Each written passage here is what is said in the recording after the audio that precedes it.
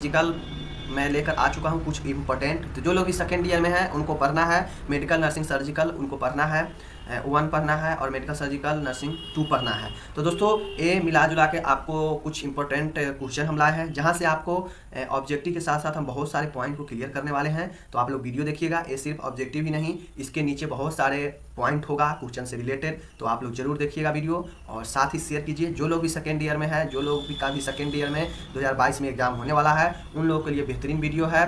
तो आप लोग चलिए हम शुरू करते हैं। दोस्तों जो पहला प्रश्न है आप सभी देख सकते हैं यहाँ पे, जो पहला प्रश्न है गठिया डैश की बीमारी है, यानी गठिया किसका बीमारी है। ऑप्शन है त्वचा है, ब्रिक है, यकृत है, जोरो है। तो आपको इसमें से बताना है किसका बीमारी है। तो चलिए हम देखते हैं। दोस्तों गठिया एक, मैं बता दूं आप सभी को कि गठिया एक जोरो की बीमारी है। जी हाँ दोस्तों, जो ऑप्शन नंबर 4 इसका सही होगा। उसके बाद हम बता देते हैं, देखिए ऑप्शन इसका 4 सही है। सही उत्तर है जोरो, यानी गठिया जोरो की एक बीमारी है। नेक्स्ट बात करते हैं दोस्तों, इसका की पॉइंट देखते हैं हम कुछ। देखिए गठिया एक मुख्य लक्षण हमारे जोड़ों की सूजन और संवेदनशीलता है। दोस्तों जो भी हड्डी है, जहाँ भी जोड़ है, वहाँ क्या होता है, सूजन हो जाता है और दर्द होता है, यही गठिया है। गठिया के अन्य लक्षण जोड़ों में दर्द और कठोरता है, जो आमतौर पर उम्र के साथ खराब हो जाते हैं। जी हाँ दोस्तों, जैसे जैसे उम्र बढ़ता है वैसे वैसे ये लक्षण आते रहते हैं। जैसे जहाँ जहाँ जोड़ होता है हड्डी का, वहाँ दर्द उत्पन्न होने लगता है। गठिया तब होता है जब आपके शरीर की प्रतिरक्षा प्रणाली शरीर के ऊतकों पर हमला करता है। जब दोस्तों शरीर के ऊतक नष्ट होने लगते हैं, खराब होने लगते हैं, तब क्या होता है, ये उत्पन्न होने लगता है गठिया। गठिया के 2 सबसे समान प्रकार है। अब चलिए देखते हैं कौन कौन से प्रकार है गठिया का। तो दोस्तों एक है अस्थि संधि शोथ। जी हाँ दोस्तों, अस्थि संधि शोथ है जो सबसे आम प्रकार का गठिया है। एक है रूमेटाइड गठिया। जी हाँ दोस्तों, आप लोग नाम सुने होंगे रूमेटाइड। हमारे शरीर के हिस्से पर प्रतिरक्षा तंत्र के हमले के कारण रूमेटाइड गठिया होता है। ये 2 प्रकार है, अस्थि संधि शोथ और रूमेटाइड गठिया। अब देखते हैं इसका कुछ आम पॉइंट है। दोस्तों आप लोग जरूर देखिएगा, बहुत ही इंपॉर्टेंट क्वेश्चन है। आपको जितने भी यहाँ पे मिलेगा, जितने भी ऑप्शन मिलेगा, उसका भी मुख्य पॉइंट देने वाले हैं। तो आप लोग को बहुत फायदा होगा। ये 5 क्वेश्चन आपको 50 क्वेश्चन देगा। तो देखते हैं त्वचा के बारे में। जो ऑप्शन में है, त्वचा रोग का सबसे आम रूप है मुहासे, खुजली, सोराइसिस। ये सारे त्वचा का आपसे पूछा जाएगा एग्जाम में कि त्वचा से होने वाले बीमारी लिखिए, त्वचा पर जो होता है, तो ये तीनों लिख सकते हैं। अब हम बात करते हैं आगे ब्रिक का कुछ लिखते हैं। तो ब्रिक की बीमारी का सबसे आम रूप क्रोनिक किडनी रोग है। जी हाँ दोस्तों, किडनी ब्रिक वही होता है। क्रोनिक जो होता है वो किडनी का सबसे आम बीमारी है, जिसमें टाइप 1 या टाइप 2 डायबिटीज होता है और उच्च रक्तचाप होता है। जैसा कि आप सभी जानते हैं, ब्रिक अगर खराब होगा तो सही से ये किसी भी चीज़ को, ब्लड को प्यूरीफाई नहीं कर पाएगा, ये छानने का काम करता है। तो उच्च रक्तचाप हो जाएगा, ब्लड अच्छे से नहीं प्यूरीफाई होगा, तो डायबिटीज 1, 2 होगा। अब इसमें से एक ऑप्शन है यकृत। यकृत के बारे में देख लेते हैं। तो दोस्तों यकृत जो है, यकृत संक्रमण सबसे आम प्रकार है, जिसमें हेपेटाइटिस वायरस शामिल है। जिसमें दोस्तों hepatitis A, hepatitis B, hepatitis C होता है। जो लीवर खराब होता है ना दोस्तों, उसमें ए, बी, सी हेपेटाइटिस होता है, जिसके कारण आपका दोस्तों शरीर पीलापन होने लगेगा, बहुत सारे प्रॉब्लम होने लगता है, पेट खराब होने लगेगा, ये सारी चीज़ें होता है। तो दोस्तों ये 4 ऑप्शन था फर्स्ट क्वेश्चन में, चारों ऑप्शन को क्लियर कर लिए। अब हम आते हैं दोस्तों नीचा आप लोग क्वेश्चन देखिए, यहाँ पे लिखा हुआ है, कहता है नेत्र श्लेष्मलाशोथ मुख्य रूप से डैश से संबंधित एक संक्रमण है। जी हाँ दोस्तों, नेत्र श्लेष्मलाशोथ मुख्य रूप से डैश से संबंधित एक संक्रमण है।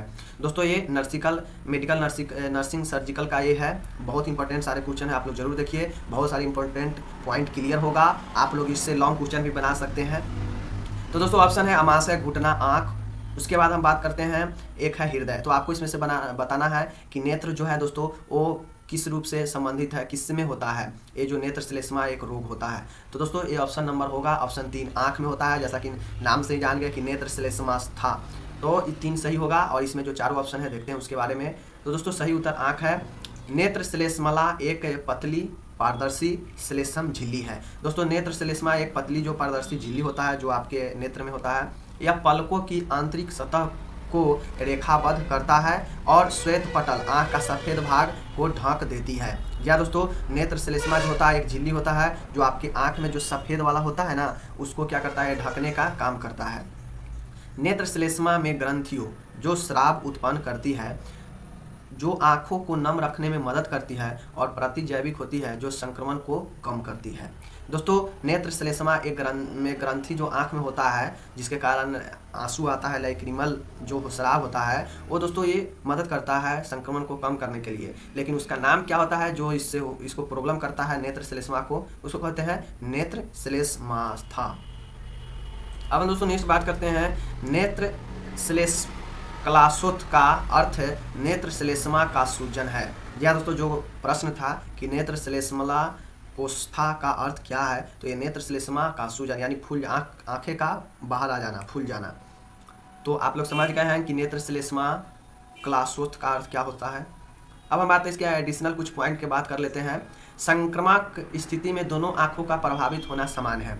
जी हाँ दोस्तों, कुछ कारण शामिल है। वायरस या बैक्टीरिया द्वारा संक्रमण का सबसे समान कारण, रासायनिक क्षोभक के कारण, पारंपरिक नेत्र उपचार या एलर्जी के कारण। जी हाँ दोस्तों, जैसे पारंपरिक नेत्र, जैसे आंखें में जैसे बहुत सारे चीज़ें आता है फैशन के लिए वो लगाना, रासायनिक वही चीज़ होता है, या कोई बैक्टीरिया वायरस अटैक के कारण आपका आंखें खराब हो सकता है, तो ये होता है।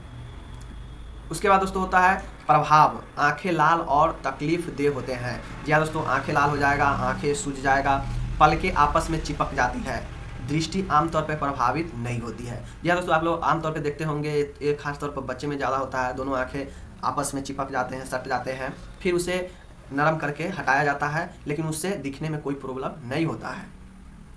उसके बाद दोस्तों है, मैं बता दूं, क्वेश्चन अगला है, उन दो अंतस्रावी ग्रंथियों के नाम बताइए जो पीयूषिका के से इसके हार्मोन के माध्यम से आदेश प्राप्त करने पर अपने हार्मोन का स्रावन करती है। दोस्तों देखिए, दो अंतस्रावी ग्रंथि का नाम पूछ रहा है जो पीयूष ग्रंथि इसके माध्यम से क्या करता है, आदेश प्राप्त करता है कि कहाँ हार्मोन स्रावित करना है।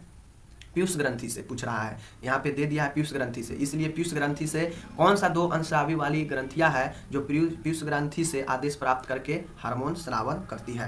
तो चलिए मैं देखता हूँ। ऑप्शन यहाँ पे है अधिवृक्क है, अग्नाशय है, दूसरा में ऑब्टू और वृष्ण है, तीसरा है अधिवृक्क और ऑब्टू है, और चौथा है अग्नाशय और अंडाशय। देखिए दोस्तों, सबसे पहली बात है आप लोग समझ लीजिए, इसमें जितना के जितना दिया हुआ है ये सारे के सारे अंतस्रावी ग्रंथियाँ हैं। तो आप लोग को पूछा भी जा सकता है कि अंतस्रावी ग्रंथियाँ कौन कौन से है, लिखिए। तो आप लोग देख लीजिए, सारे के सारे अंतस्रावी ही ग्रंथियाँ हैं, तो आप लोग यहाँ पे इसको लिख सकते हैं वहाँ पे।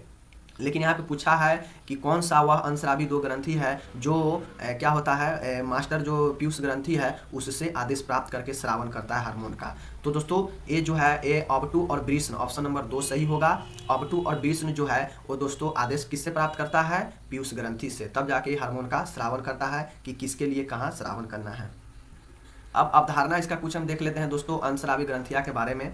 तो कहता है अंतस्रावी ग्रंथियों में नलिकाओं की कमी होती है और इसलिए इन्हें नालिका विहीन ग्रंथियां भी कहा जाता है। तो दोस्तों देखिए, सबसे बड़ा यहाँ पे इंपॉर्टेंट आया कि अंतस्रावी ग्रंथियों को क्या कहा जाता है, नालिका विहीन ग्रंथियां भी कहा जाता है। इसके स्राव को हार्मोन कहा जाता है जो सीधे रक्त प्रवाह में मुक्त किए जाते हैं। जी हाँ दोस्तों, आप लोग देखिए क्या कहता है कि अंतस्रावी जो ग्रंथियां होता है उसी के द्वारा हार्मोन का क्या किया जाता है, स्रावन किया जाता है। जो हार्मोन क्या होता है, रक्त में मिलकर विभिन्न प्रकार के क्रियाओं का संपादन करने के लिए उत्तेजित करता है। नेक्स्ट पॉइंट है, कहता है अधिवृक्क के बारे में। तो अधिवृक्क प्रांतास्था 3 मुख्य प्रकार के हैं। एस्ट्रॉयड हार्मोन का उत्पादन करती है, मिनरलोकोर्टिकॉइड्स और ग्लूकोकार्टिकॉइड्स और एंड्रोजन। देखिए दोस्तों, अधिवृक्क जो होता है ये आपको कौन कौन से 3 प्रकार है जिसको स्रावन करता है। तो आप लोग यहाँ पे जो एस्ट्रॉयड हार्मोन है उसको उत्पादन करता है, वो 3 प्रकार के कौन कौन से हैं, तो मिनरलोकोर्टिकॉइड्स, ग्लूकोकार्टिकॉइड्स और एंड्रोजन। तो ये 3 जो है आपको जो अधिवृक्क के द्वारा जो एस्ट्रॉयड हार्मोन है, तो आप लोग से क्वेश्चन पूछा जा सकता है कि 3 एस्ट्रॉयड हार्मोन का नाम बताइए। तो ये तीनों एस्ट्रॉयड हार्मोन का नाम आप बता सकते हैं। दोस्तों ये 5 क्वेश्चन बहुत ही ज़बरदस्त क्वेश्चन है, आप लोग पढ़िए, बहुत ही सुंदर होगा। अब देखिए यहाँ पे दोस्तों कुछ इंपॉर्टेंट पॉइंट और दिया है। कहता है मिनरलोकार्टिकॉइड्स यानी एल्डोस्टेरोन, जोना ग्लोमेरुलोसा, ये होता है क्या, रक्तचाप और इलेक्ट्रोलाइट संतुलन करता है। जी हाँ दोस्तों, आपके जो किडनी जो छन्ने का काम करता है, अगर मिनरलोकार्टिकॉइड्स अगर सही से नहीं काम करेगा तो आपका रक्तचाप क्या होगा, बढ़ जाएगा, शरीर में जल का मात्रा कम हो जाएगा। दूसरा है ग्लूकोकोर्टिकॉइड्स, ये है कोर्टिसोल और कोर्टिसोन, जोना फासिकुलता, चपाचय और प्रतिरक्षा प्रणाली दबाव, यानी आपका किडनी में दोस्तों ये चपाचय का जो काम होता है, मेटाबॉलिज्म और प्रतिरक्षा जो प्रणाली है जो शरीर को रक्षा प्रदान करता है, उसको ये सही करके रखता है। अब दोस्तों है एंड्रोजन, जोना रेटिकुलरिस, गोनाडों में पूरी तरह कार्यात्मक सेक्स हार्मोन में परिवर्तित हो जाता है। एंड्रोजन क्या है, एक सेक्स हार्मोन में है, इसका क्वेश्चन बहुत पूछा जाता है, आप लोग समझ लीजिए। उसके बाद दोस्तों व्याख्या हम करते हैं इसके पीयूष ग्रंथि है क्या है। तो पीयूष ग्रंथि शरीर की मास्टर ग्रंथि भी है, आप लोग समझते हैं, क्योंकि यह कई अन्य अंतस्रावी ग्रंथियों के कामकाज को नियंत्रित करता है। जैसे कि वहाँ पे पूछा कि 2 हार्मोन का नाम बताइए जो आदेश प्राप्त करता हो किससे, पीयूष ग्रंथि से, तो अवटु और वृषण 2 आ गया। और यहाँ पे भी कहता है कि यह अंतस्रावी ग्रंथियों को नियंत्रित करता है। पीयूषिका ग्रंथि एक अस्थि गुहा में स्थित होती है जिसे सेला टर्सिका कहा जाता है, और यह एक आधार द्वारा हाइपोथैलेमस से जुड़ी होती है। अब हाइपोथैलेमस क्या है, आप लोग कमेंट करके बताइए। यह वृद्धि हार्मोन, जी हाँ दोस्तों, GH वृद्धि हार्मोन कौन है, GH, प्रोलैक्टिन PRL थायराइड उत्तेजक हार्मोन, TSH आप सभी जानते हैं TSH थायराइड उत्तेजक हार्मोन होता है, एड्रोनोकार्टिकोट्रोफिक हार्मोन ACTH, उसके बाद है ल्यूटिनाइजिंग हार्मोन LH, कुप उत्तेजक हार्मोन, मेलानोसाइट उत्तेजक हार्मोन।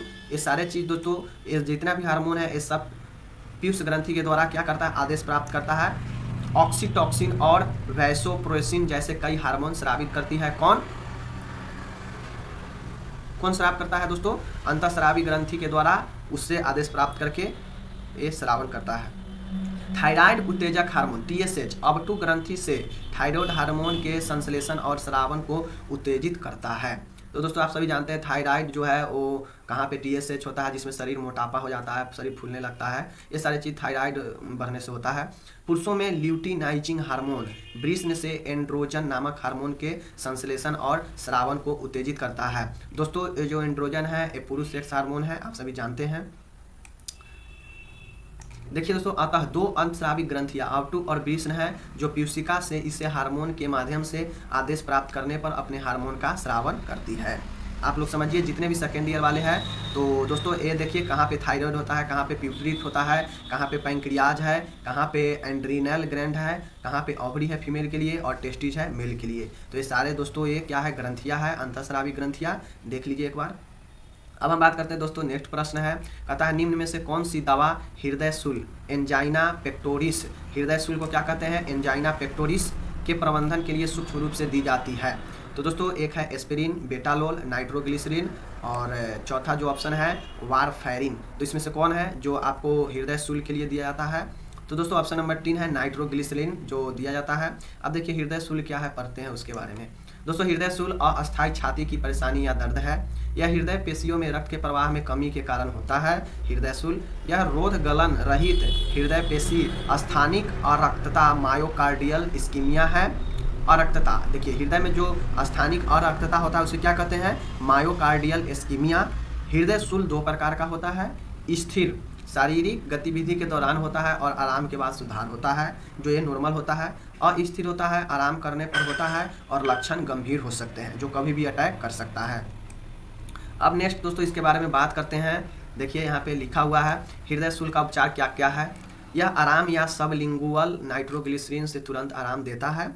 एंट्री प्लेटलेट्स शरीर में लेकर, नाइट्रेट, बीटा अवरोधक, कैल्शियम चैनल अवरोधक, एंटीयोजेनिक्स परिवर्तित एंजाइम अवरोधक, स्टेटिन्स, कोरोनरी एंजियोप्लास्टी, और दोस्तों इसके बाद है कोरोनरी धमनी बाईपास ग्राफ्ट सर्जरी। जब दोस्तों ज़्यादा आपको प्रॉब्लम हो तो सर्जरी करवाना पड़ता है चेस्ट का।